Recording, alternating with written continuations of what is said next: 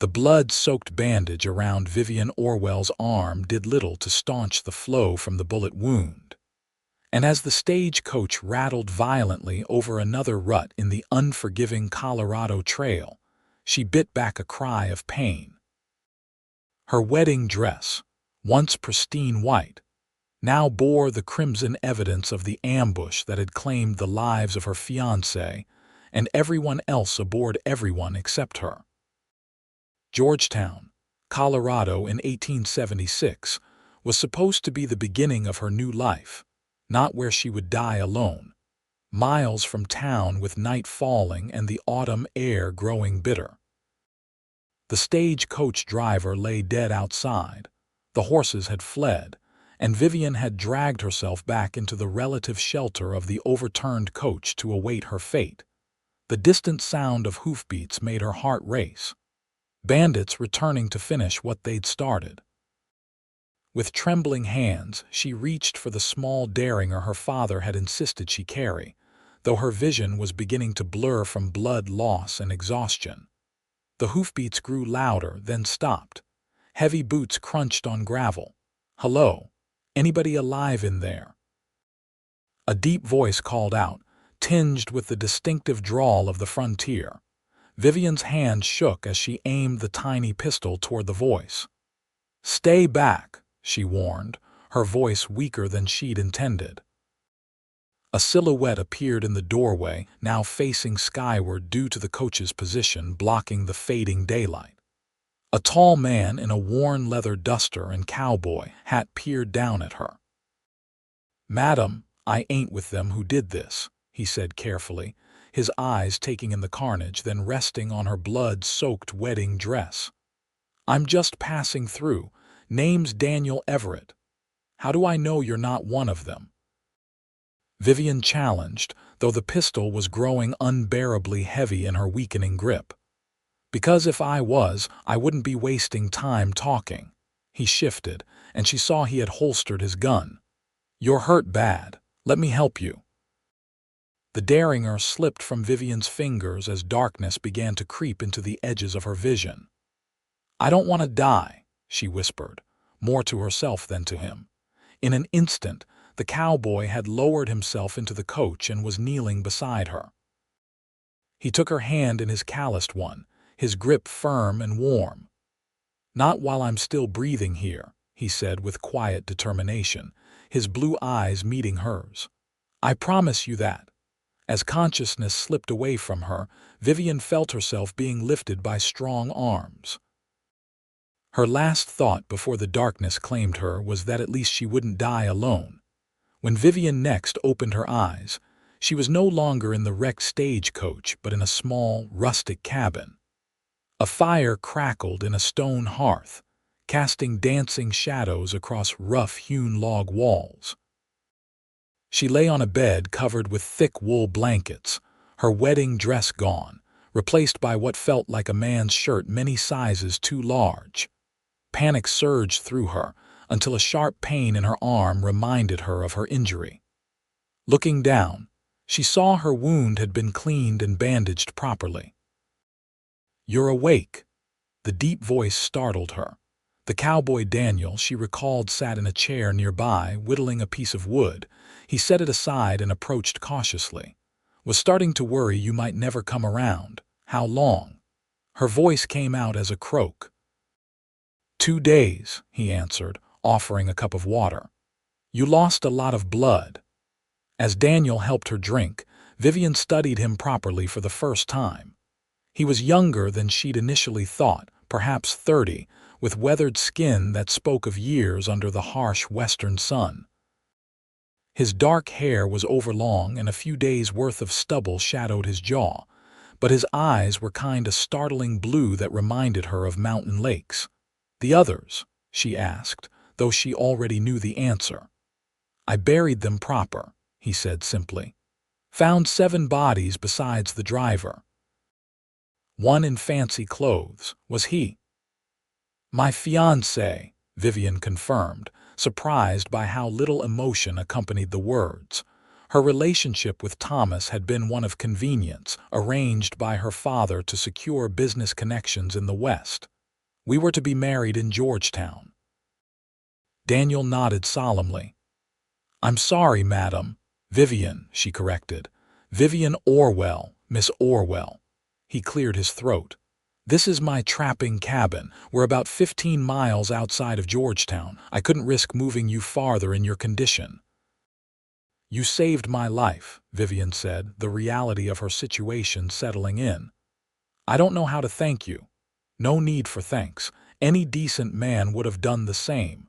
He stood, suddenly awkward. "You should rest more. I'll fix some broth." As he moved to a small stove in the corner, Vivian noticed he favored his left leg slightly. "You're injured too?" Daniel glanced down as if surprised she'd noticed. "Old war wound, Confederate cavalry, axe up in the cold." Vivian fell silent, watching as he worked. This rough-edged cowboy had shown her more kindness in 2 days than her fiancé had in their 6-month engagement. Thomas would have considered it beneath him to cook or tend wounds. "Were they after the strongbox?" she asked suddenly. "The men who attacked us?" Daniel turned, his expression grim. "Wasn't any strongbox left when I got there, just bodies and blood." He hesitated. "The sheriff in Georgetown should be told. Once you're stronger, I'll take you to town." "And then what?" The question escaped before Vivian could stop it. The future that had been so neatly arranged for her had vanished. With Thomas dead and her father 3,000 miles away in Boston, she was alone in a wild land she barely understood. Daniel regarded her thoughtfully. "That's for you to decide, Miss Orwell. But you've got time to figure it out. For now, just focus on healing." Over the next 3 days, Vivian's strength gradually returned. The cabin, though small, was surprisingly comfortable, a testament to Daniel's self-sufficiency. He hunted, cooked, and even fashioned a rough walking stick for her from a pine branch. She learned he'd come west after the war, unable to face the ruins of his family's Tennessee farm. He tried his hand at ranching and mining before settling into a solitary life as a trapper and occasional guide. "Not much for towns," he explained one evening as they shared a rabbit stew. "Too many people with too many opinions about which side a man fought for." "The war's been over for 11 years, Vivian pointed out. "Some wounds take longer to heal than others," he replied, his eyes momentarily distant. Vivian understood that better now. Her own wound was mending well, but she still woke in the night, heart racing, the sounds of the ambush echoing in her ears. During those dark moments, Daniel's presence in the chair by the fire was an unexpected comfort. On the 4th morning, Vivian emerged from behind the canvas sheet Daniel had hung for her privacy to find him saddling 2 horses outside the cabin. "Found these 2 wandering yesterday," he explained. "Stagecoach horses, I reckon. Figured they might as well make themselves useful." "You feel up to riding to Georgetown today?" Vivian hesitated. The prospect of facing civilization, of explaining to strangers what had happened and determining her future suddenly seemed overwhelming. "I don't know," she admitted. "I've never ridden astride before. Boston ladies don't." Daniel's mouth quirked into what was almost a smile. "Well, Boston ladies don't usually survive stagecoach robberies either, but here you are." The unexpected compliment warmed her. "I suppose you're right. I can fashion a side saddle setup if you'd prefer, but it'll take time," he offered. "No," Vivian squared her shoulders. "I'll manage astride. The sooner we reach town, the sooner you can return to your life."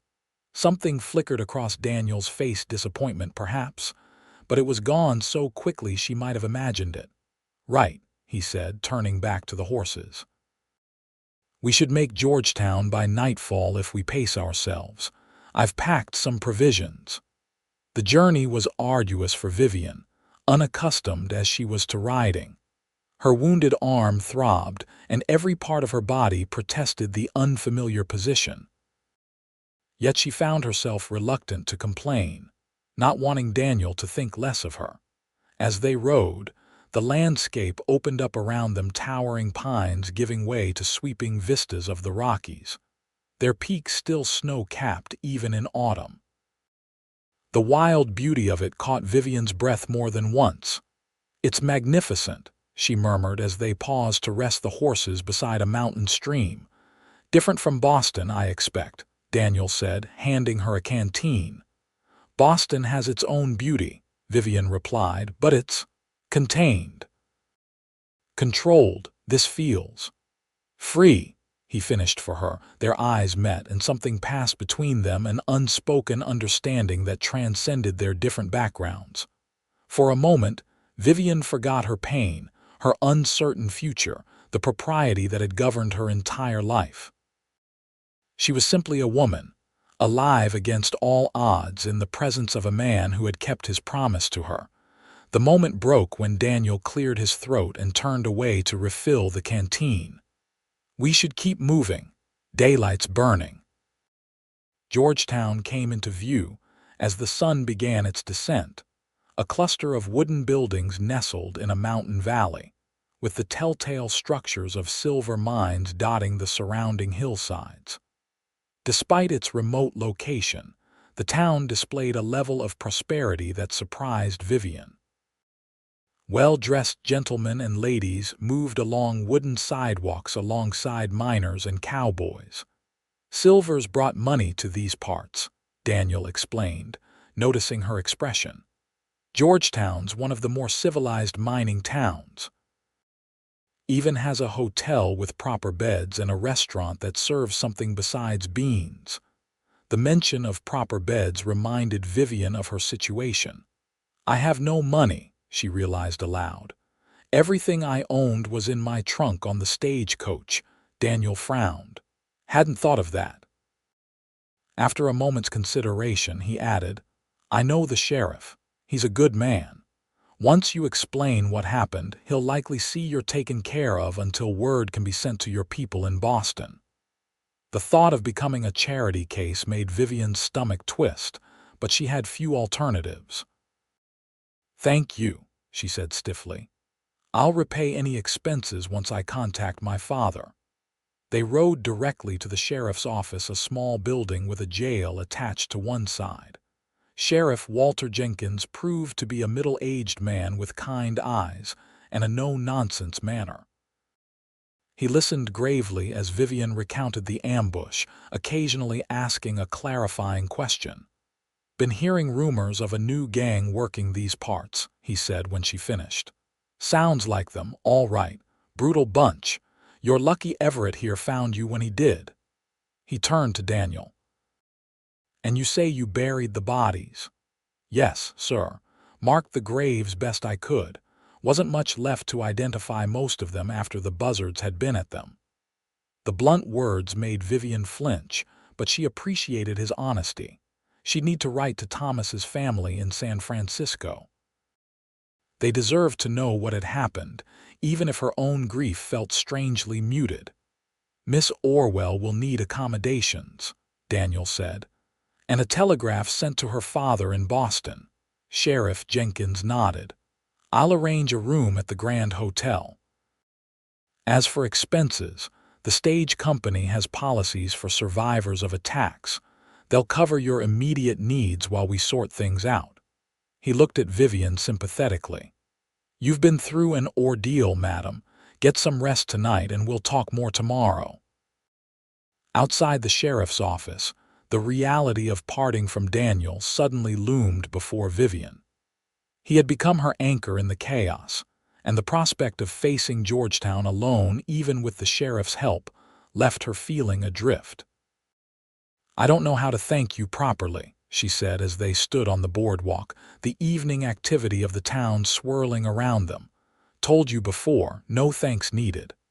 Daniel shifted uncomfortably, his hat in his hands. "I'll see you to the hotel, then be on my way." "Will you?" Vivian hesitated. "Will you be returning to your cabin tonight, Probably not. Got business in town tomorrow. Might take a room at the boarding house. He glanced up and down the street. Been needing supplies anyway. Oh. Disappointment washed over her, though she couldn't have explained why. Well, goodbye then, Mr. Everett. I won't forget what you did for me. Daniel placed his hat back on his head, the brim shadowing his eyes. Goodbye, Miss Orwell. Hope you find your way home safe. As he turned to leave, Vivian was seized by an impulse she didn't fully understand. Daniel, she called, using his first name for the first time. He stopped, looking back with surprise. Would you call on me tomorrow before I send the telegraph to my father? I'd value your advice. For a moment she thought he might refuse. Then his expression softened almost imperceptibly. If you wish, he said simply. That night, in the unexpected luxury of the Grand Hotel, Vivian lay awake despite her exhaustion. The soft bed felt strange after days on Daniel's rough palate. The walls, though solid, seemed to press in around her after the open freedom of the mountains. What would her father say when he received her telegram? He would insist she return to Boston immediately, of course. The Western alliance he'd hoped to forge through her marriage was now impossible. Perhaps he would arrange another match, another business transaction, thinly disguised as matrimony. The thought brought no comfort. Boston, with its rigid social hierarchies and carefully prescribed roles for women of her class, now seemed as foreign to Vivian as Georgetown had just a week ago. And then there was Daniel.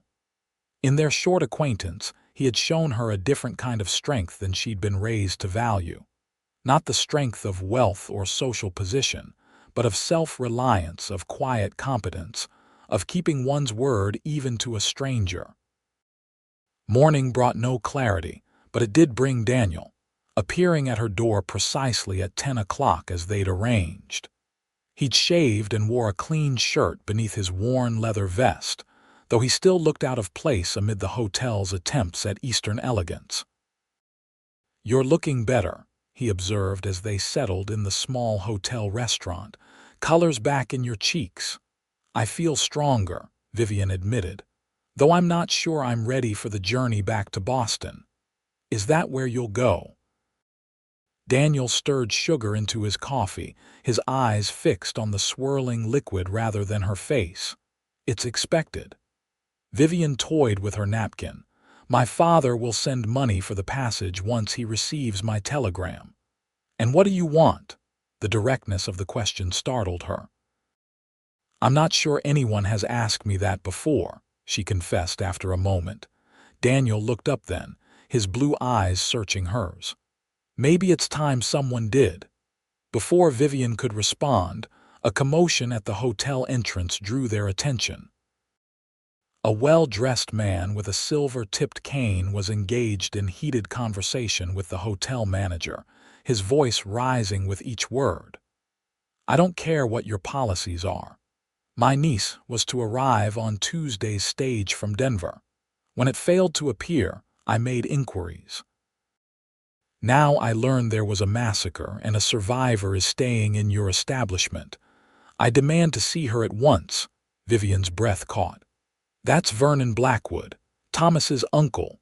He owns the largest mine in Georgetown." Daniel's posture tensed, his hand unconsciously moving toward the gun at his hip. "You want to speak with him?" "I should. He deserves to know what happened to Thomas." She squared her shoulders. "But I'd prefer not to do it alone." "You don't have to," Daniel said quietly. The introduction was made, and soon Vernon Blackwood was seated at their table, his initial bluster giving way to genuine grief as Vivian recounted what had happened to his nephew. Throughout the difficult conversation, Daniel remained at her side, his steady presence lending her strength. When she finished, Blackwood dabbed at his eyes with a monogrammed handkerchief. "Thomas spoke highly of you in his letters, Miss Orwell. He was excited about the match, despite its business origins." The words should have comforted her, but they only deepened Vivian's guilt over her own lack of genuine mourning. She had respected Thomas, even liked him in a distant way, but there had been no love between them, at least not on her part. "You mentioned business," Blackwood continued, his sharp eyes now assessing her. "I understand your father is Harland Orwell of the Boston Orwells." "Yes, sir. I was to telegraph him today about what happened. No need for that." Blackwood waved a dismissive hand. "I've already wired him with the news. He'll be relieved to know you survived." He leaned forward. "In fact, I proposed a solution he found quite acceptable. The business arrangement between our families need not be abandoned simply because of Thomas's unfortunate demise." Vivian felt a chill despite the warm restaurant. "I don't understand." "It's simple, my dear. I am a widower of 2 years' standing. While I am somewhat older than Thomas, I am in excellent health and possess considerably more wealth. Your father has agreed that our marriage would be an even more advantageous connection." Beside her, Daniel went completely still. Vivian herself felt as though the floor had dropped away beneath her. "Marriage, to you, precisely." Blackwood smiled, revealing teeth too perfect to be natural. "Your father has given his blessing. We can be wed as soon as a proper mourning period for Thomas has passed, say, 2 weeks. I understand these things can be expedited in frontier situations." Vivian's mind raced. Vernon Blackwood was at least 30 years her senior. The thought of being his wife, of sharing his bed, made her physically ill. "Mr. Blackwood," she began carefully, "I am honored by your proposal, but I have just survived a traumatic experience. I need time to consider my future." Blackwood's expression hardened. "Time is a luxury, Miss Orwell. Your situation here is precarious. You have no money, no connections besides myself. Your father was quite clear about his wishes." "Her father isn't here." Daniel's voice cut through the tension like a knife. "And Miss Orwell is a grown woman capable of making her own decisions." Blackwood looked at Daniel as if noticing him for the first time. "And you are?" "The man who saved her life," Daniel replied evenly. "Ah, yes, the trapper." Blackwood's tone dripped with disdain. "Your service is appreciated, but this is a private family matter." "Mr. Blackwood," Vivian interjected, finding unexpected resolve in Daniel's defense of her autonomy, "I appreciate your concern for my welfare, but I must decline your proposal. My feelings on this matter are not subject to negotiation." The older man's face flushed with anger. "You would dishonor your father's wishes. The girl I was promised was biddable and properly raised." "Perhaps she was," Vivian said, surprised by her own boldness. "But that girl died in the stagecoach attack along with your nephew. I am someone else now." Blackwood rose abruptly, leaning on his silver-tipped cane. "You'll regret this defiance, Miss Orwell. I have considerable influence in Georgetown and with your father. When you find yourself without options, remember that my offer had an expiration." After he stormed out, Vivian released a shaky breath. "I cannot believe I just did that." Daniel was looking at her with something like admiration. "Seems to me you're stronger than you realized, or more foolish," she countered. "He wasn't wrong about my situation. Without his support or my father's, I have very few options." "There are always options," Daniel said. "Just might not be the ones you're used to considering." Their conversation was interrupted again, this time by Sheriff Jenkins, who approached their table with a grave expression. "Miss Orwell, Mr. Everett, glad I found you both together. There's been a development regarding the stagecoach attack." They listened intently as the sheriff explained that a suspect had been apprehended in a saloon the previous night, boasting about his cut from a rich haul on the Denver road. "He's cooling his heels in my jail now," Jenkins concluded. "Claims he was just running his mouth, but he had this on him." He produced a locket, a distinctive gold piece engraved with the Orwell family crest. "Recognize it?" Vivian gasped. It was my mother's. I was wearing it during the attack. That's what I thought. I'll need you to make a formal identification and statement. If you're feeling up to it, that is. Of course, Vivian agreed, though the prospect of facing one of her attackers filled her with dread. I'll come with you, Daniel said immediately, his eyes meeting hers with silent support. At the jail, the reality of frontier justice became clear to Vivian. The prisoner, a scraggly, unwashed man with a week's worth of beard and cold, calculating eyes, sat handcuffed in a cell that offered no privacy from their scrutiny. "That's Jimmy the Rat Donovan," Jenkins informed them. "Small-time crook until now, never murdered before, far as we know." "I ain't killed nobody," the prisoner protested. "Found that trinket on the trail, that's all. It's him," Vivian said quietly, recognizing his voice. "He was there. He's the one who shot me." The prisoner's eyes widened with recognition, then narrowed with malice. Well, the fancy bride lived after all, surprised that arm still attached where it was bleeding. Daniel took a step toward the cell, his hand dropping to his gun, but Jenkins held him back. "Easy, Everett. We do this by the book." "Where are the others?" Jenkins demanded of the prisoner. "We know you weren't working alone." "Don't know what you're talking about," Donovan smirked. "Like I said, found that necklace on the trail, pure luck." "He's lying," Vivian said. "There were at least 5 men. They knew exactly when the stage would be passing and that it carried valuable cargo." "Yeah, prove it," Donovan challenged. "She doesn't have to," Daniel interjected. "I tracked boot prints from the site. 5 different men, like the lady said. Found where they camped the night before, too. Wasn't far from my cabin." This new information seemed to unsettle the prisoner. "You're bluffing." "Am I?" Daniel stepped closer to the cell. "I know these mountains better than most. Found things your friends dropped along the way. Matter of time before I find them too." Donovan's bravado faltered. "You got nothing on me but a necklace." "And the testimony of a surviving witness," Jenkins pointed out. "That's enough to hang you in these parts." The color drained from Donovan's face. "Wait, maybe we can make a deal. I didn't kill nobody that was Reese and Burke. I just went along for the money." "Start talking," Jenkins ordered. "Names, locations, everything." As Donovan spilled the details of the robbery plot, Vivian felt a strange sense of closure beginning to form.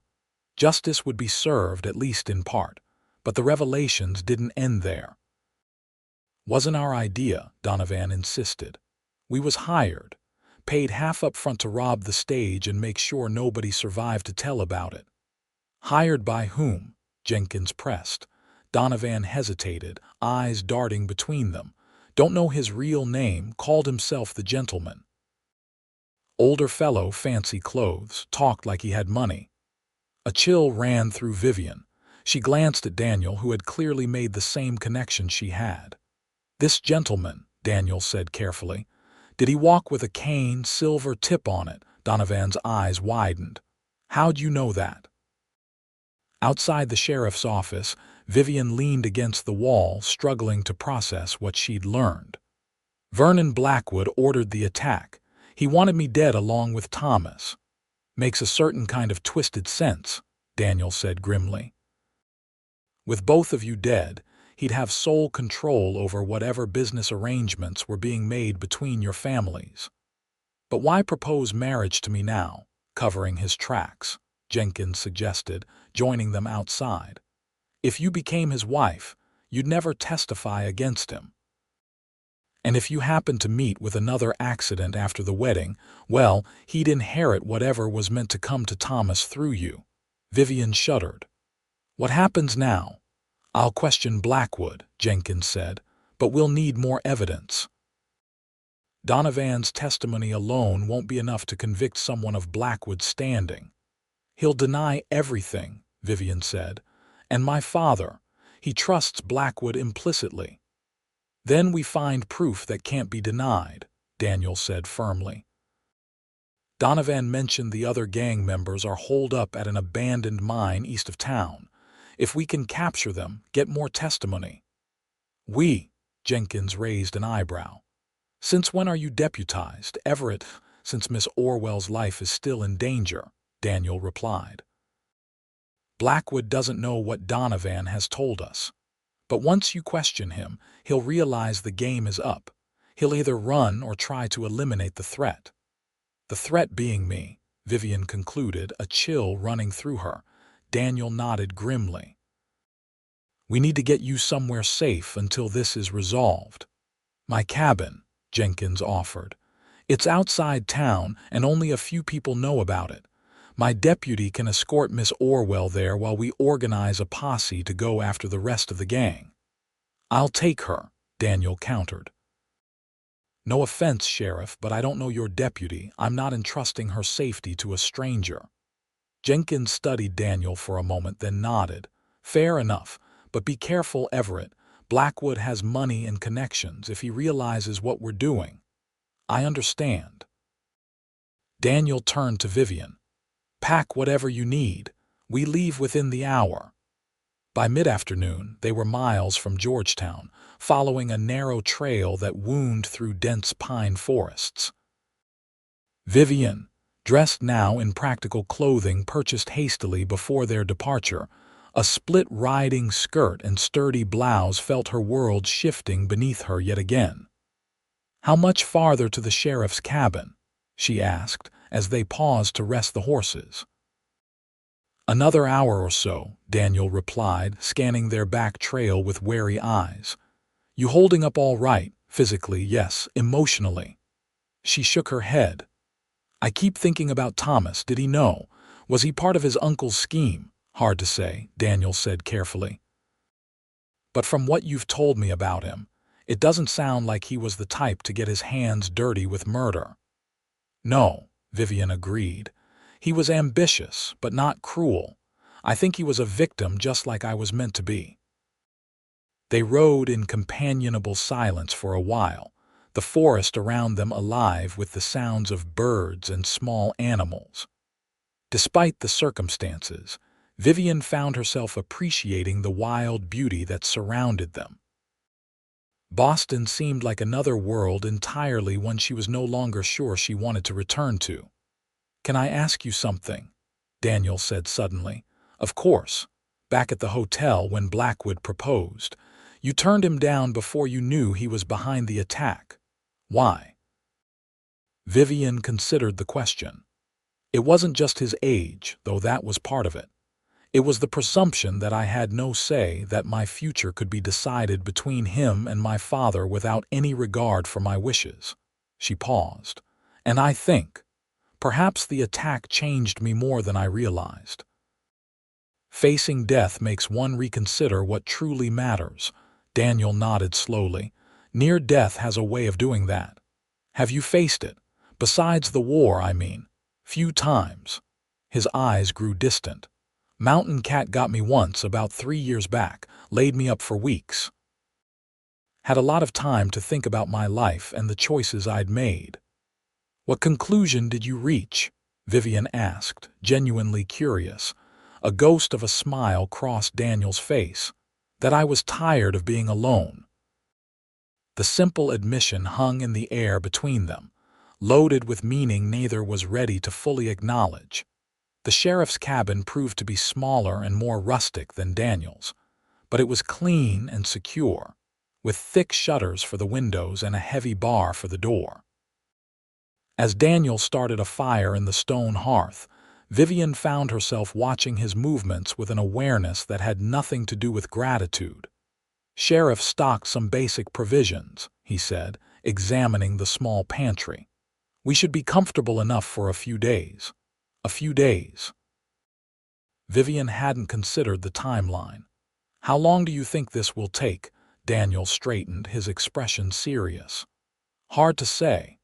Jenkins needs to gather his posse, track down the rest of the gang, get enough evidence to move against Blackwood. Could be a week, maybe more." "And you'll stay here, the whole time?" The prospect both thrilled and terrified her. "That's the plan. unless you'd prefer the deputy." "No," Vivian said quickly. "I trust you." Those 3 words seemed to affect Daniel deeply. He turned away, busying himself with arranging firewood. "I'll sleep by the fire. You take the bed." That night, as a storm rolled in from the mountains, Vivian lay awake listening to the rain hammer against the roof. The cabin was snug against the elements, but each thunderclap made her flinch, reminded too much of gunfire. "Can't sleep." Daniel's voice came softly from near the fire. "No," she admitted. "The storm. Reminds you of the attack." "Yes."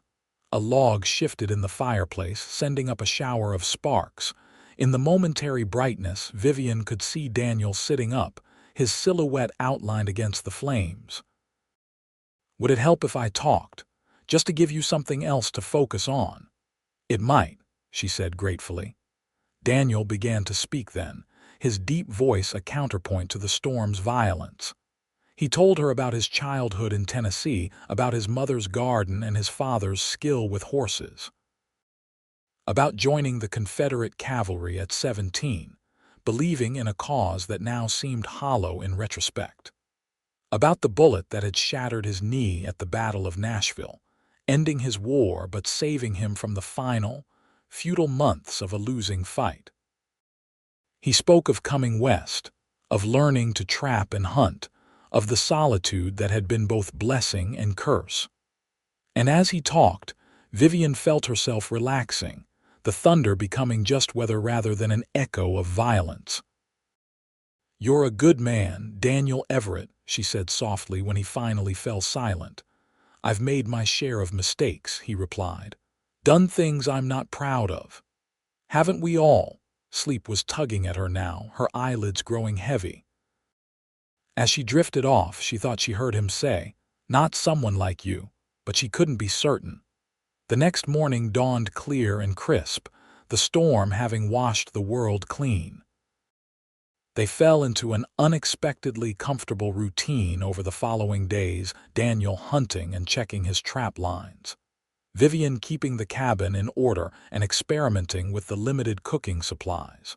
To her surprise, she found she enjoyed the simple tasks of frontier living. There was a satisfaction in making do with what was available, in creating comfort from basic elements that her privileged Boston upbringing had never permitted her to experience. On the 3rd day, Daniel returned from checking the perimeter with a handful of wild blackberries. "Last of the season," he explained, offering them to her. "Winter comes early in these mountains." Their fingers brushed as she accepted the gift, and neither pulled away immediately. Vivian looked up to find Daniel watching her with an intensity that made her breath catch. "Thank you," she said, the words referring to far more than the berries. That evening, as they sat before the fire, the conversation turned to the future, what would happen after Blackwood was brought to justice. "I suppose I'll return to Boston," Vivian said, though the words lacked conviction. "It's where I belong." "Is it?" Daniel questioned gently. "Seems to me you've taken to mountain life pretty well." "I've surprised myself," she admitted. "I never imagined I could be content with so little. In Boston, my days were filled with social calls and shopping and endless lessons in being a proper lady. Here," she gestured around the simple cabin, "here everything has purpose. Even washing dishes feels meaningful." "Life's simpler out here," Daniel agreed. "Harder in some ways, but clearer." "You know what matters when comfort isn't guaranteed." "What will you do?" Vivian asked. "After this is over, will you return to your cabin? To trapping?" Daniel poked at the fire, sending sparks up the chimney. "Been thinking about making a change, actually. Maybe get a small parcel of land. Try ranching again, but on my own terms this time." "Where?" The question emerged more eagerly than she'd intended. His eyes met hers across the fire. "Depends, I suppose." The air between them thickened with unspoken possibilities. Vivian was acutely aware that they were alone, unchaperoned, far from the social constraints that would normally govern their interaction. In Boston, they would never even have met. Here, in the wilderness, such distinctions seemed meaningless. A sudden sound outside broke the moment, hoofbeats approaching rapidly. Daniel was on his feet in an instant, gun drawn. "Stay back," he ordered, moving to the window and carefully peering out through a crack in the shutters. "It's Jenkins," he reported, relief evident in his voice. But when the door opened, the sheriff's expression was grim. "Blackwood's gone," he announced without preamble, "cleared out his accounts and fled town right after I questioned him, and that's not the worst of it." "What happened?" Vivian asked, dread pooling in her stomach. "Donovan's dead. Found him hanging in his cell this morning. Deputy swears nobody entered the jail overnight, but Blackwood has money and connections," Daniel finished. "What about the rest of the gang? Posse found them all right, found them with bullets in their heads." Jenkins removed his hat, running a hand through his thinning hair. "Someone got to them before we did. Professional job." "He's tying up loose ends," Daniel said grimly. "And I'm the last loose end," Vivian realized aloud. Jenkins nodded solemnly. "I've got men searching, but Blackwood has at least a day's head start. Could be halfway to Denver by now. Or he could be circling back," Daniel countered. "If he's hired professional gunmen, he may have decided to finish what he started." "That's why I'm here," Jenkins confirmed. "This cabin isn't safe anymore. Too many people in town know about it. You need to move tonight." "Where?" Vivian asked. "My cabin," Daniel said immediately. "It's remote, defensible, and few people know its exact location." Jenkins considered this. "It's risky moving at all. If Blackwood has men watching the trails." "Riskier to stay," Daniel insisted. "I know these mountains better than any hired gun. We'll take the game trails, stick to cover." "What about my deputy? He could ride with you, extra gun." Daniel shook his head. "No offense, Sheriff, but the fewer people who know where we're going, the better. If Blackwood has money to burn, anyone could be bought." Jenkins couldn't argue with that logic. "All right, but take this." He removed a badge from his pocket, not his sheriff's star, but a simpler design. "Deputy Marshal's badge. I've been authorized to deputize in federal matters, and given that this crime crossed territorial lines, it qualifies. Gives you legal authority if it comes to that." Daniel accepted the badge with a nod of understanding. "We'll leave at dusk. Less chance of being spotted." As the men discussed routes and strategies, Vivian gathered their few belongings, her mind racing. The danger wasn't over, might, in fact, be closer than ever. Yet strangely, she wasn't as frightened as she should have been. Something had changed in her since the stagecoach attack. Having faced death once, the prospect seemed less terrifying now. Or perhaps it was Daniel's presence that steadied her. In the short time she'd known him, he had become her anchor in a world turned upside down. They set out as the sun dipped below the western mountains, the twilight providing enough light to travel by while offering some concealment. Daniel led them on a circuitous route, avoiding the main trails and picking their way through dense forest and across shallow streams that would hide their tracks. Several times, he signaled for silence, listening intently to the night sounds before proceeding.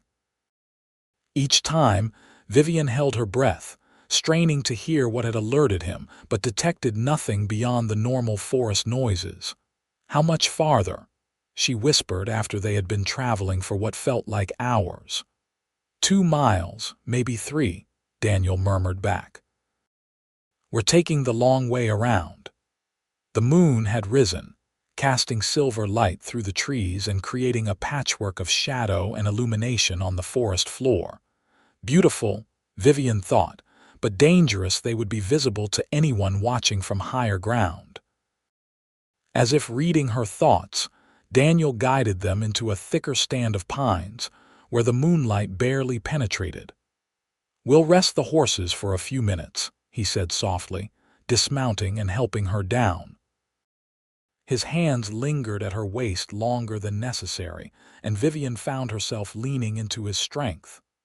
"I'm not afraid," she told him, surprising herself with the truth of it. "You should be," he replied, but there was admiration in his voice. "Most women I know would be hysterical by now." "I'm not most women," Vivian said with unexpected boldness. Daniel's expression softened. "No, you certainly aren't." For a breathless moment, Vivian thought he might kiss her. Instead, he stepped back, his eyes scanning the forest around them. "We should keep moving." They had gone perhaps half a mile when Daniel suddenly reined in, his posture alert. Vivian stopped beside him, straining to see what had caught his attention. "What is it?" she whispered. "Smoke," he said grimly, pointing ahead, "coming from the direction of my cabin." They left the horses tethered in a protected hollow and proceeded on foot, moving silently through the underbrush. As they drew closer, the smell of smoke grew stronger, and Vivian could see an orange glow flickering through the trees. Daniel's cabin was engulfed in flames, the heat so intense they couldn't approach within 50 yards. Two men on horseback watched the blaze from a safe distance, silhouetted against the inferno. "Blackwood's men," Vivian breathed the question, barely audible. Daniel nodded, his jaw tight with anger. "Everything I own was in there." One of the mounted men spoke, his voice carrying in the still night air. "Waste of time. They ain't here." "Boss said burn it anyway," the second man replied. "Said the trapper would come back eventually." "When he does, we'll be waiting. Could be days. I'm not camping in these woods that long." "We don't have to. Jenkins' cabin is the only other place they'd go. We head there, we'll find them. Or what's left of them if Riley's group got there first," the first man laughed. Daniel's hand found Vivian's in the darkness, squeezing gently in warning. They needed to move to get away before they were discovered. But where could they go now? Both cabins were compromised, and returning to Georgetown would be walking into a trap. They retreated as silently as they had approached, not speaking until they were back with the horses and well away from the burning cabin. "They're hunting us systematically," Daniel said, his voice tight with controlled anger. "Burning my cabin, sending men to Jenkins' place. Blackwood sparing no expense to make sure you don't testify against him." "What do we do now?" Vivian asked, the reality of their situation sinking in. "Where can we go?" Daniel was silent for a long moment, considering their options. "There's an old mining shack up near Timberline. Used it once during a blizzard 2 winters back. Doubt anyone else knows about it. It's not comfortable, but it'll keep us alive while we figure out our next move." "How far?" 4-5 hours hard riding. We'd get there by dawn." Vivian nodded resolutely. "Then that's where we go." The journey to the mining shack was the most grueling physical experience of Vivian's life. The trail, what little there was of it, climbed steeply into the high country, where the air grew thin, and the October night turned bitterly cold. Several times, they had to dismount and lead the horses up particularly treacherous sections, their progress slowed by darkness and caution. When they finally reached the shack, the eastern sky was beginning to lighten with the first hints of dawn. The structure was little more than 4 walls and a roof, with a small, rusted stove in one corner and a crude wooden platform that might generously be called a bed. "It's not much," Daniel apologized as he worked to get a fire started in the stove. "It's perfect," Vivian replied, surprising herself with her sincerity. After the night's journey, any shelter seemed luxurious. "It'll keep us alive, as you said." The stove eventually produced enough heat to take the edge off the mountain chill, though the shack's many cracks and gaps let in persistent drafts. They shared the last of their provisions, jerky and hardtack, while Daniel outlined their situation. "We're safe for now, But we can't stay here long. Supplies are limited, and the weather's turning. First big snow could come any day at this elevation. Could we make it to another town? Silver Plume or Idaho Springs? Daniel shook his head. Blackwood likely has men watching all the nearby settlements. And the passes will be getting dangerous with the weather. So we're trapped, Vivian concluded. For the moment, Daniel admitted. But Jenkins knows to look for us if we don't make contact, and Blackwood can't keep this up forever. He'll run out of money or patience eventually. Or he'll simply leave the territory, Vivian pointed out. Escape to California or back east, beyond the reach of Colorado law. Daniel had no answer for that. They both knew it was the most likely outcome, Blackwood escaping justice while they fought for survival in the wilderness. Exhaustion soon overcame both of them.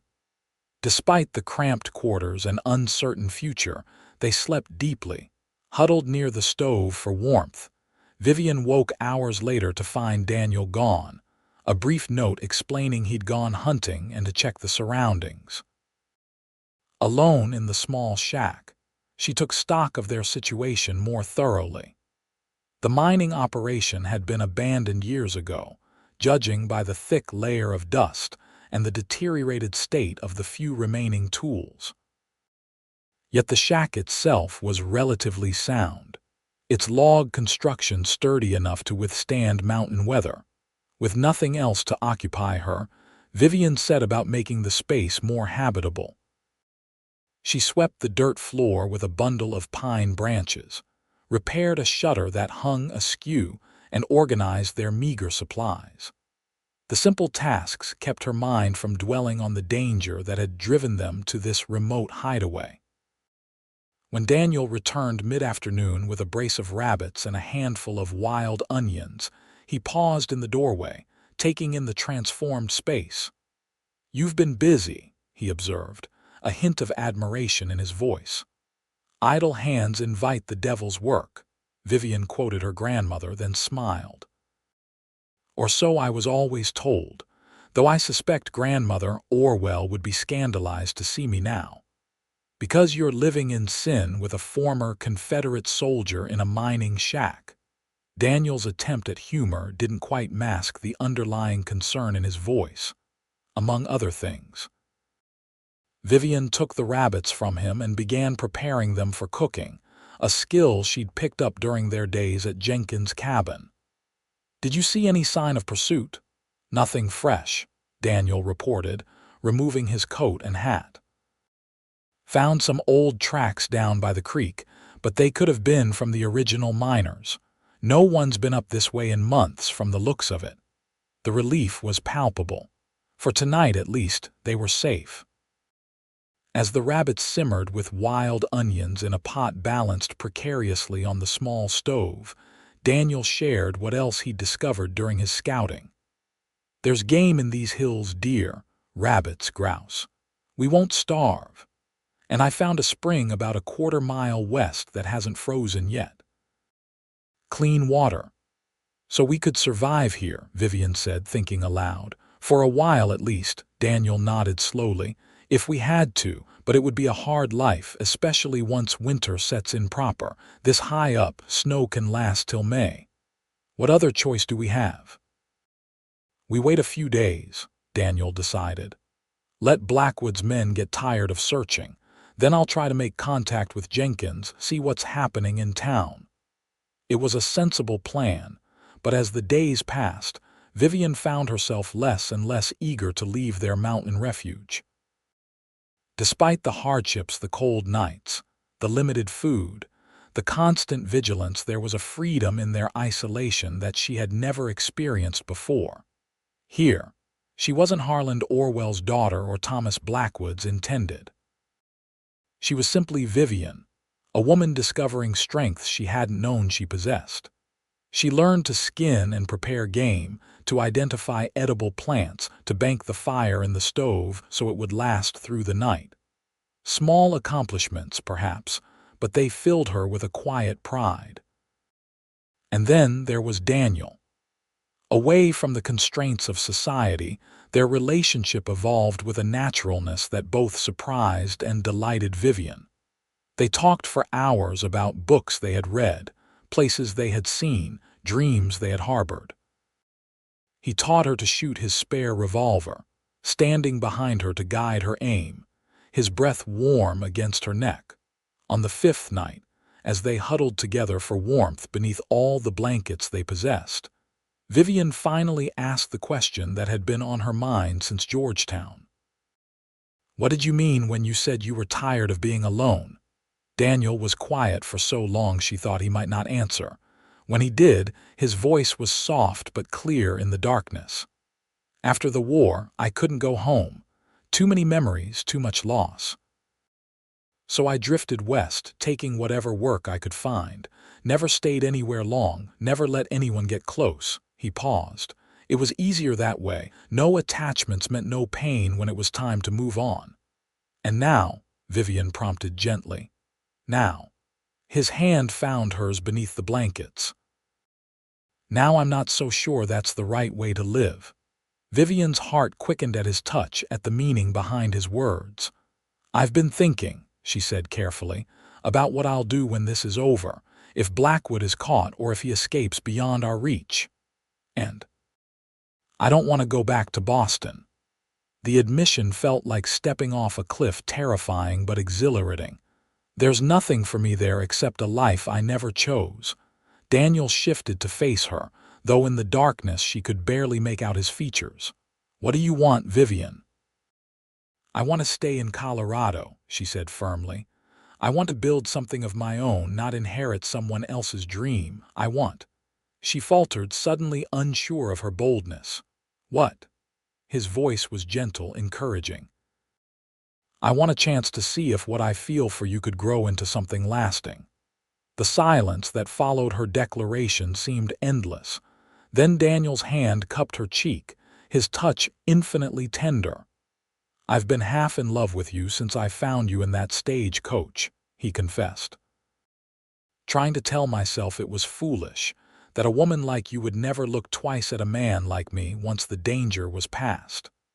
"A woman like me," Vivian echoed. "You mean a useless society girl who couldn't even start a fire without help a week ago." "I mean a beautiful, educated woman from a wealthy family who could have her pick of suitors." "I don't want a suitor," Vivian said simply. "I want a partner, someone who sees me as an equal, not a possession or a business transaction." Daniel's laugh was soft and wondering.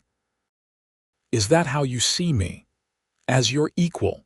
"As that and more," Vivian whispered. "As the man who kept his promise to a dying bride, as the most honorable man I've ever known." In the darkness of the mining shack, high above the world they had left behind, Daniel kissed her tentatively at first, then with growing confidence as she responded with equal fervor. It was nothing like the chaste, perfunctory kisses Thomas had bestowed during their engagement. This was a communion, a pledge, a beginning. When they finally parted, breathless and trembling, Daniel rested his forehead against hers. "When we get through this and I want to court you properly, if you'll have me." "I will," Vivian promised, "but there's something you should know first." "What's that?" "My father will likely disown me when he learns I've rejected his plans. The Orwell fortune will never be mine, if you're hoping for a wealthy wife." Daniel silenced her with another kiss. "Do I look like a man who cares about fortune? Everything I owned was in that cabin Blackwood's men burned. All I have now is the clothes on my back, 2 horses, and a deputy marshal's badge I'll have to return." "And me," Vivian added softly. "You have me." "And that," Daniel agreed, his voice rough with emotion, "is worth more than all the silver in Colorado." Their newfound intimacy brought a warmth to the drafty shack that had nothing to do with the stove. Though propriety prevented them from fully expressing their feelings physically, some conventions were too deeply ingrained to be easily abandoned. They slept entwined in each other's arms, finding comfort and strength in their connection. On the morning of the seventh day, they awoke to a world transformed. The season's first significant snowfall had come during the night, blanketing the landscape in pristine white. It wasn't deep, 3 or 4 inches at most, but it was a stark reminder that winter was approaching rapidly. "This changes things," Daniel said as they stood in the doorway, surveying the altered terrain. "If more snow comes before we leave, we could be trapped here until spring," Vivian finished for him. The prospect wasn't entirely unwelcome to her, but Daniel shook his head. "We don't have enough supplies for a winter at this elevation. We need to get to lower ground before the passes become impassable. Back to Georgetown? No, too dangerous still. But there's a settlement about 20 miles north, little more than a trading post and a few cabins, but they'll have supplies. And it's out of Blackwood's territory. We might find help there." They spent the day preparing for the journey, mending clothing, packing their few possessions, cooking the last of their meat to take with them.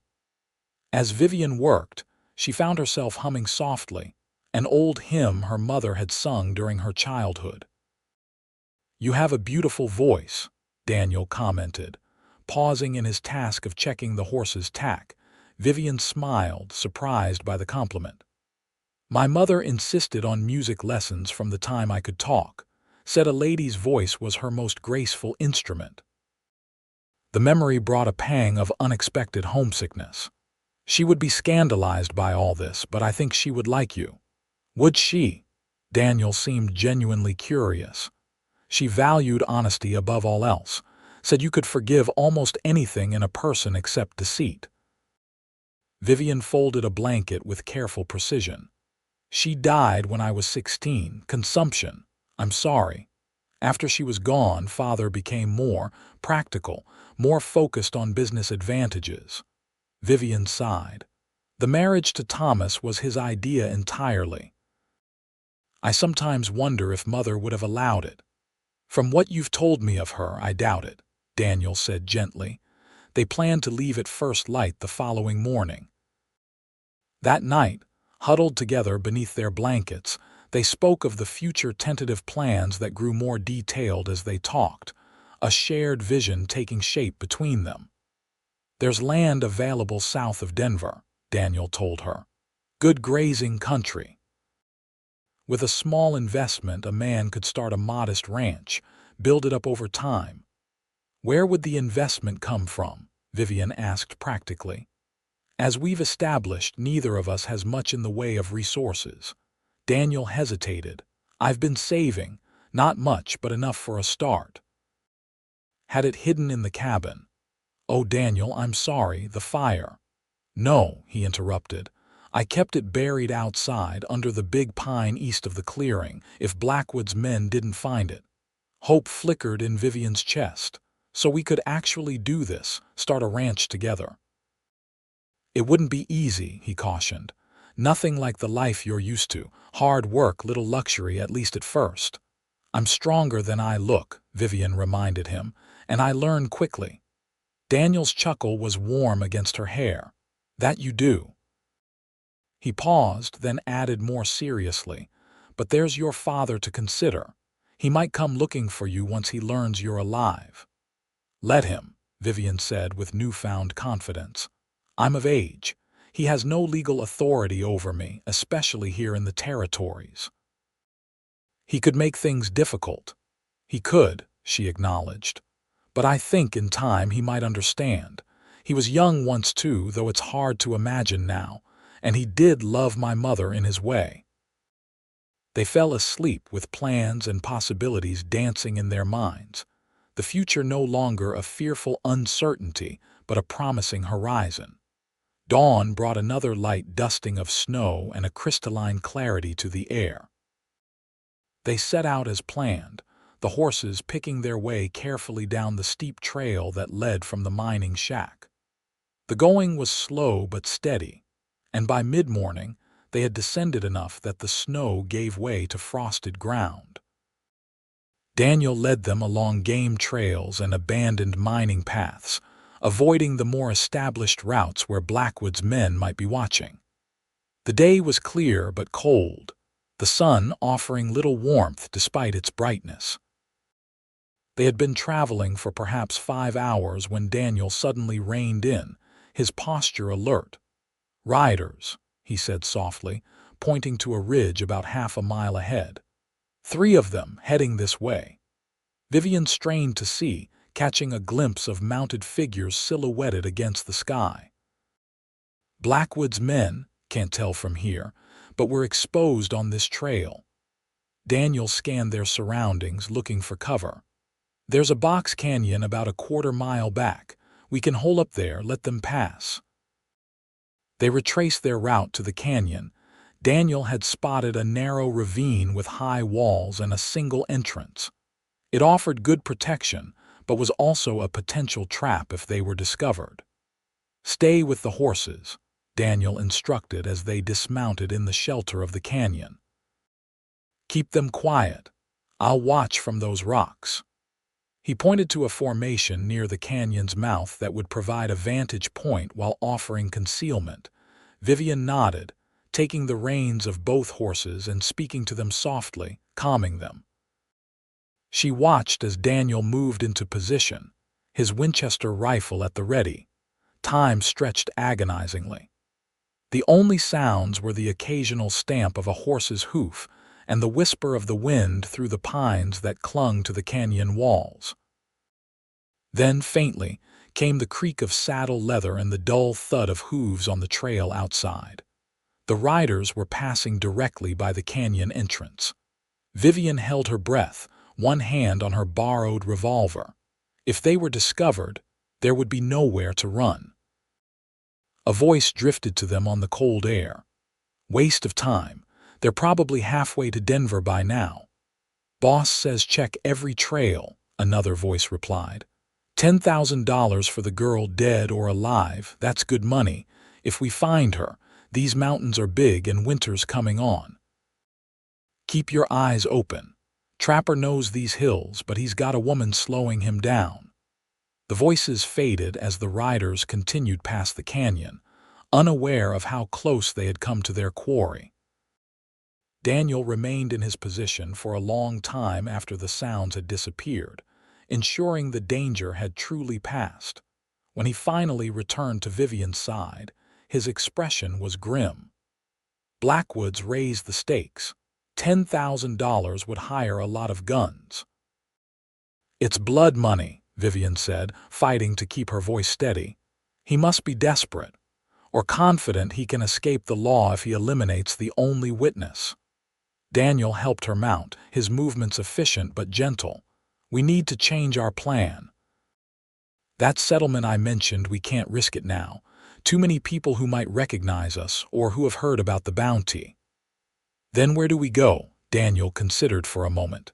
"There's an old trapper I know, lives off the grid, doesn't come to town for months at a time. Sam Hawkins. Ornery old cuss, but he owes me a favor. His cabin's about a day's ride from here, in the opposite direction from where those riders were headed. Will he help us? Sam's no friend to law or outlaws, but he respects the code of the mountains. You don't turn away people in need, not with winter coming on." Daniel's confidence was reassuring. "And once we've rested, maybe we can get word to Jenkins through Sam's contacts, find out what's happening with Blackwood." It was the best option available to them. They set out again, moving with even greater caution now that they knew Blackwood's men were actively searching the area. The terrain grew increasingly rugged as they followed Daniel's lead, climbing ridges only to descend into valleys, crossing streams whose icy waters made the horses balk. By late afternoon, clouds had rolled in, obscuring the sun and bringing with them a biting wind. Vivian, despite her determination to show no weakness, was chilled to the bone, her fingers stiff in her gloves, her feet numb in her boots. "Not much farther," Daniel encouraged, noticing her discomfort. "Sam's place is just over that next ridge." But as they crested the ridge, What greeted them was not the sanctuary they had hoped for. In the small valley below, where Sam Hawkins' cabin should have stood, there was only a charred ruin, blackened logs and collapsed roof beams stark against the snow-dusted ground. "No," Daniel breathed, his voice thick with disbelief. They approached cautiously, alert for any sign of danger. The destruction was total but not recent, the ashes cold, the snow undisturbed around what remained of the structure. "Was it Blackwood's men?" Vivian asked as they surveyed the devastation. Daniel shook his head slowly. "This happened weeks ago from the look of it. Lightning strike maybe, or chimney fire." He dismounted, moving carefully through the ruins. No sign of Sam. Could he have survived? Possibly. He might have been out on his trap lines when it happened. Daniel's expression was troubled. But if he's alive, he's not here. And we're running out of daylight and options. The wind was picking up, driving needles of cold through their clothing. Above them, the clouds hung heavy and threatening. "Storm's coming," Daniel observed grimly. "Big one from the feel of it. What do we do?" He surveyed their surroundings, considering. "There's a line shack about 3 miles from here. Used by cattle outfits during the summer grazing season. Should be empty now, but it might offer some shelter." It was their only choice. As they rode toward the line shack, the first snowflakes began to fall, fat, wet flakes that quickly increased in intensity. By the time the small structure came into view, a full-blown blizzard was upon them, the wind howling across the open terrain, visibility reduced to mere yards. The line shack was little more than a one-room hut with a dirt floor and a small iron stove, but to Vivian, it looked like salvation. Daniel quickly got the horses settled in a lean-to attached to one side of the shack, while Vivian worked to start a fire in the stove using the limited dry wood stored inside. As darkness fell, the storm's fury increased. Wind screamed around the corners of the shack, finding every crack and gap in the rough construction.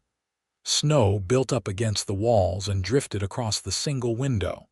The temperature plummeted. They huddled together near the stove, sharing body heat and what remained of their provisions. Despite the desperate circumstances, Vivian found herself strangely calm. She had survived the stagecoach attack, the revelation of Blackwood's betrayal, the flight through the wilderness. Whatever came next, she would face it with the same resolve and with Daniel at her side. "I'm sorry," he said suddenly, breaking the long silence between them. "For what? For all of this? For not being able to get you to safety?" Vivian placed her hand on his cheek, turning his face toward hers. "You have nothing to apologize for. You've done everything possible to protect me." "Not enough," he said bitterly. "We're trapped here with no supplies, a blizzard outside, and killers on our trail. This isn't what I promised you." "You promised I wouldn't die alone," Vivian reminded him softly. "And I haven't. Everything else." She shrugged. "Everything else is just life.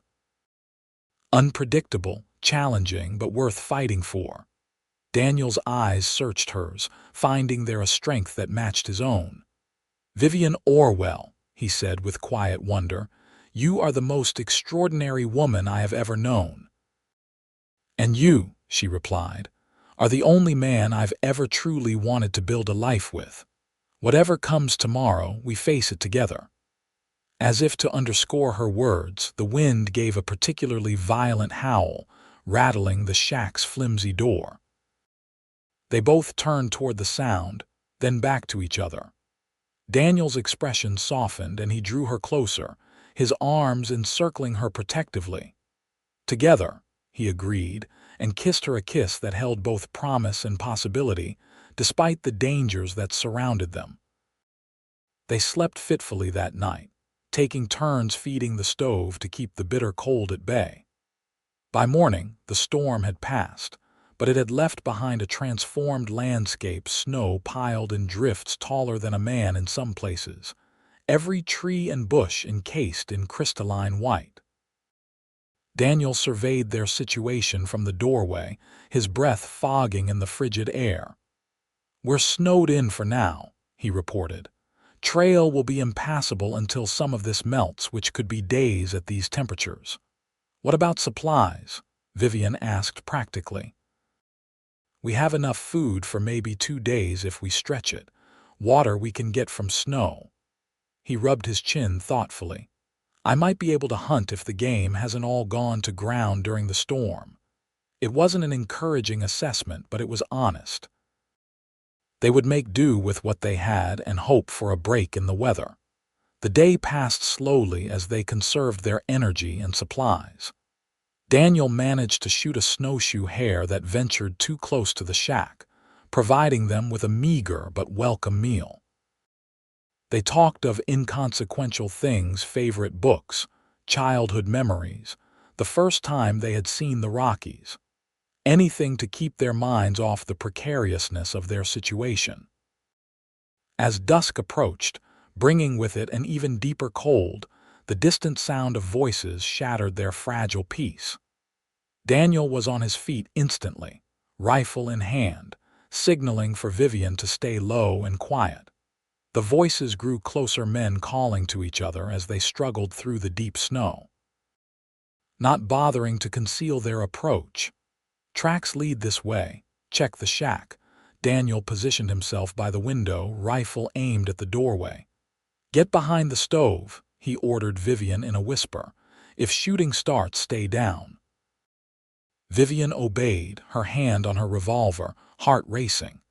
After everything they'd survived, would it end here in a shootout in a remote line shack? The door burst open, admitting a blast of cold air and a figure bundled in winter gear. "Hold it right there." The man shouted, then froze as he found himself staring down the barrel of Daniel's Winchester. "Jenkins." Daniel lowered his rifle slightly, disbelief in his voice. The figure pushed back his snow-crusted hat, revealing the sheriff's weathered face. "Everett, thank God." He turned and called over his shoulder, "They're here. They're alive." More figures appeared in the doorway, 2 deputies Vivian recognized from Georgetown, and to her astonishment, her father. Harland Orwell looked older than when she'd last seen him, his normally impeccable appearance disheveled from travel and weather. "Vivian," he exclaimed, pushing past the others to reach her. "My dear girl, we thought you were dead." Before she could respond, he had enfolded her in an embrace so uncharacteristically emotional that she was momentarily speechless. When he finally released her, his eyes were suspiciously bright. "Father," she managed at last, "how did you find us?" "Sheriff Jenkins," he said, nodding toward the lawman. "He sent a telegram explaining what had happened. I came at once. We've been searching since I arrived 3 days ago." "But how did you know to look here?" Daniel asked, still wary despite the apparently friendly nature of the interruption. "Sam Hawkins," Jenkins explained. "Found him holed up in a cave near his burned-out cabin. He told us about the line shack, said it was the only shelter for miles. When the storm hit, we figured you might head here." "Blackwood?" Daniel's question was terse. A grim smile spread across the sheriff's face. "Caught him trying to board a train in Denver. One of his hired guns turned on him when he tried to skip out without paying the full amount. Sang like a canary to save his own neck." "Blackwood's in custody, facing charges for the stagecoach robbery, multiple murders, and attempted murder of a federal witness." "It's over." Vivian could scarcely believe it. "It's over," Jenkins confirmed. "Though I'll still need your testimony at the trial, both of you." Harland Orwell had been watching this exchange with growing understanding. He turned to Daniel, assessing him with shrewd eyes. "You're the man who saved my daughter's life." "Yes, sir," Daniel acknowledged, standing a bit straighter. "Then I am in your debt, Mr. Everett, Daniel Everett." Recognition flickered across the older man's face. "Everett, Tennessee family. Yes, sir. My father was William Everett of Nashville. I knew him before the war." Good man, fair businessman. Harlan's expression softened slightly. I see he raised a son to be proud of. The unexpected praise brought a flush to Daniel's face. Thank you, sir. Harlan turned back to his daughter. When we're safely back in Georgetown, you must tell me everything that's happened. But for now, let's get you both somewhere warm and secure. I've taken rooms at the Grand Hotel. As the men prepared to leave, the deputies checking the weather, Jenkins conferring with Daniel about the best route back, Vivian drew her father aside. Father, there's something you should know before we return to town, she began, gathering her courage. About Vernon Blackwood's treachery. Jenkins has told me the essentials. To think I trusted that snake with my daughter's future. Harlan's face darkened with anger. Rest assured, he will pay for his crimes, both legal and personal.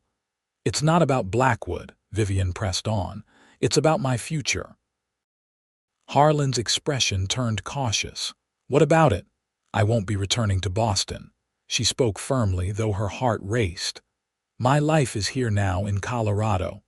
Don't be absurd, her father scoffed. After what you've been through, you need the comfort and security of home, of family. I've found that here, Vivian insisted. With Daniel. The implication hung in the air between them. Harlan's gaze shifted to Daniel, who was helping the deputies load their few possessions onto the horses. The trapper. Disbelief colored his voice. Vivian, be reasonable. You've been through a traumatic ordeal. It's natural to feel attachment to the man who saved you. But once you're home, I am home, Vivian interrupted, surprising them both with her boldness. Father, I care for Daniel, deeply, and he for me. We intend to marry, with or without your blessing, though we would much prefer to have it. Harlan stared at her as if seeing her for the first time. Perhaps he was. The dutiful daughter he had raised would never have spoken to him so directly, with such conviction. You barely know him, he protested, but with less force than before. I know everything that matters, Vivian replied. His character, his courage, his heart. The rest will come with time. Isn't that how it was with you and Mother? The mention of his late wife gave Harlan pause. Your mother, he said slowly, would have liked him, I think. She always did have an eye for character over convention. A rueful smile crossed his face. She would also tell me I'm being a stubborn old fool. Are you? Vivian asked gently. Harlan sighed heavily. Perhaps. The world is changing, faster than men of my generation can sometimes accept. He glanced at Daniel again, his expression thoughtful. But even I can see he's a good man, and he kept you safe when I could not. He did more than that, Vivian said softly. He showed me what kind of life I want to live, who I want to be. Her father studied her for a long moment, then nodded slowly. You look like her, you know, your mother. That same determined, set to your chin when your mind is made up. He touched her cheek gently. If this is truly what you want. It is, Vivian assured him.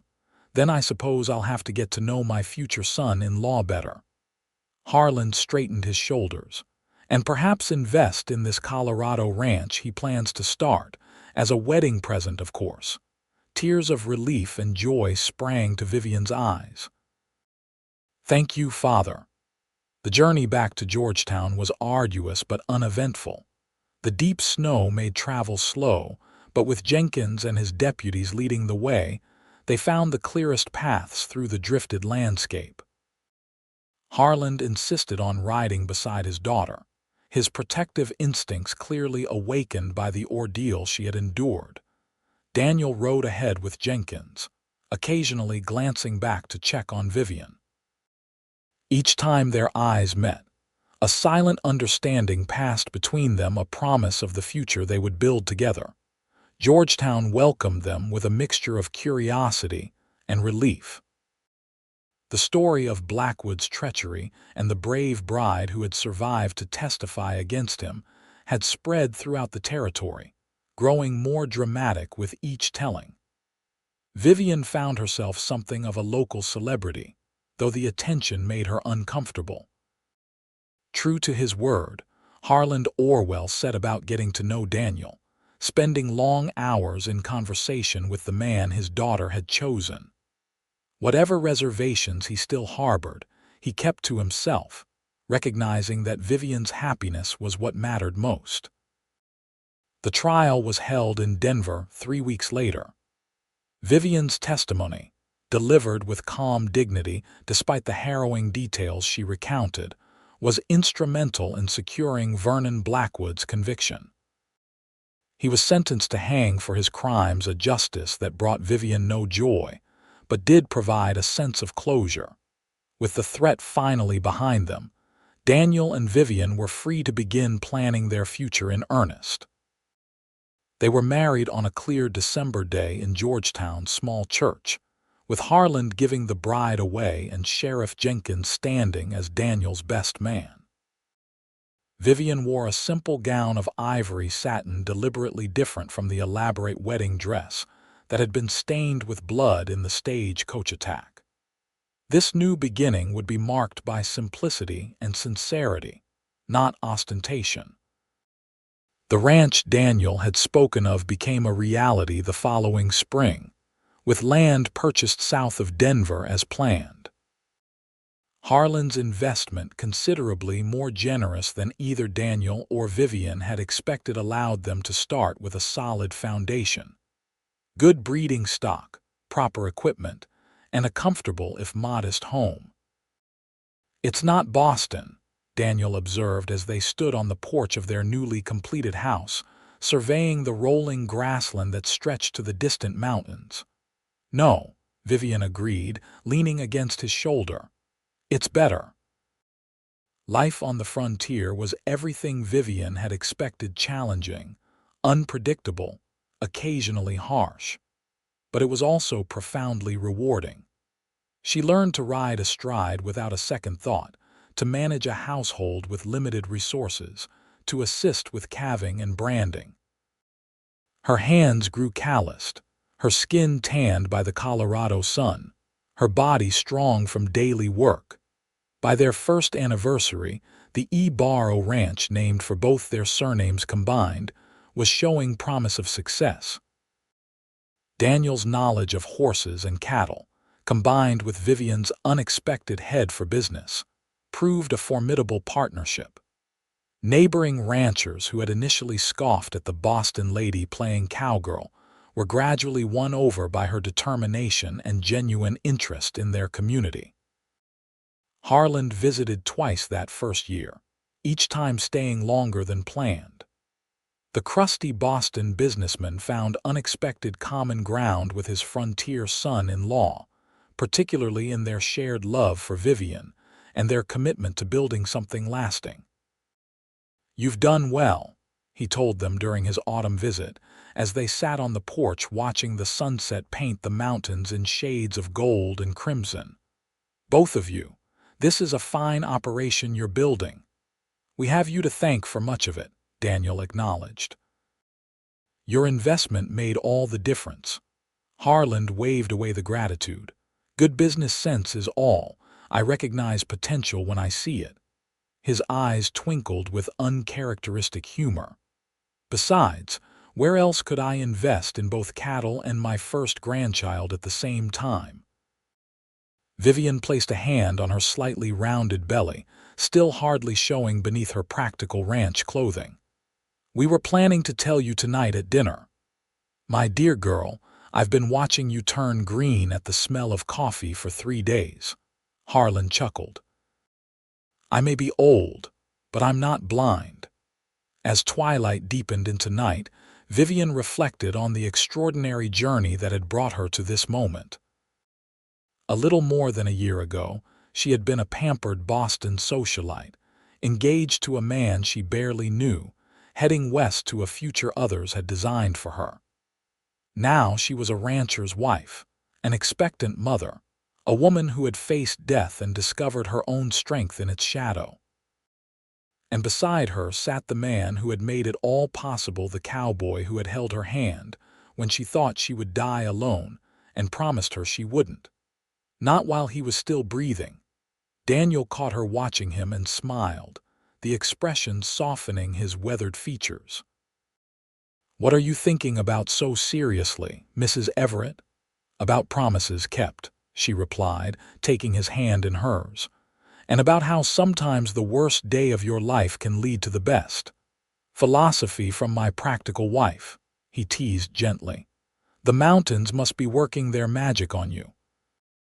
"Or perhaps it's just happiness," Vivian suggested.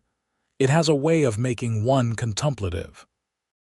Later that night, after Harlan had retired to the guest room and the ranch had settled into peaceful silence, Daniel and Vivian stood together at their bedroom window, looking out at the star-filled sky above their land, their home. "You ever regret it?" Daniel asked quietly. "Choosing this life instead of returning to Boston?"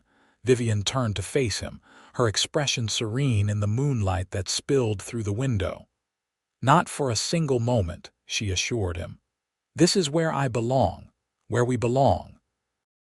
As he drew her into his arms, Vivian thought of the bride she had been, frightened, wounded, certain she would die alone in an overturned stagecoach, and of the cowboy who had appeared like a guardian angel, promising with quiet certainty that she wouldn't.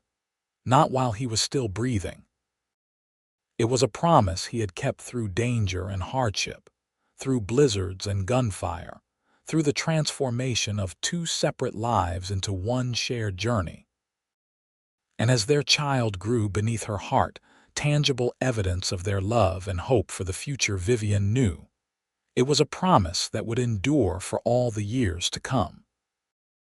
In the wild heart of Colorado, far from the Boston society that had shaped her early years, Vivian Orwell Everett had found not just survival, but true life.